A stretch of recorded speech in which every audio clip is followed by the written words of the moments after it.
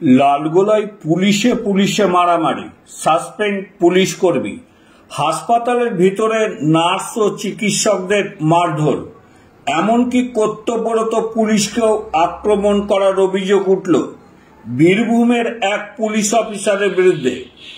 অভিযুক্ত পুলিশ আধিকারিকের নাম আশরাফুল শেখ, যিনি বীরভূম ক্রাইম রেকর্ড ব্যুরোর ওসি ও পূর্বতন কিন্নাহার থানার ওসি ছিলেন বলে জানা যায়। ঘটনায় অভিযুক্ত পুলিশ অফিসারকে গ্রেপ্তার করেছে লালগোলা থানার পুলিশ। অন্যদিকে বীরভূম জেলা পুলিশ তাকে সাসপেন্ড করেছে। পুলিশ সূত্রের খবর, গতকাল মঙ্গলবার রাতে লালগোলার কৃষ্ণপুর হাসপাতালে এক মহিলা রোগী ভর্তি হন। তার চিকিৎসায় গাফিলতির অভিযোগ তুলে রোগীর পরিবারের সদস্যরা হাসপাতালে বিক্ষোভ দেখাতে শুরু করেন।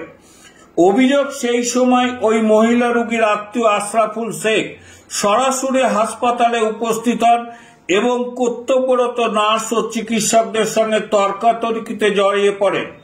এরপর উত্তেজনার বশে তিনি নার্স ও চিকিৎসকদের শারীরিকভাবে লাঞ্ছিত করেন বলে অভিযোগ উঠে।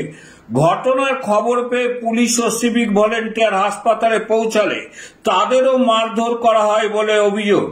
এই ঘটনায় দুজন সিভিক ভলেন্টিয়ার গুরুতর আহত এবং বর্তমানে কৃষ্ণপুর হাসপাতালে চিকিৎসাধীন রয়েছে। ঘটনার পরপরই লালগোলা থানার পুলিশ অভিযুক্ত আশরাফুল শেখকে গ্রেপ্তার করেছে। পাশাপাশি তার পরিবারের 6 জন সদস্যকেও গ্রেপ্তার করা হয়েছে। ধৃত প্রত্যেককে বুধবার দুপুরে লালবাগ মহকুমা আদালতে তোলা হয়।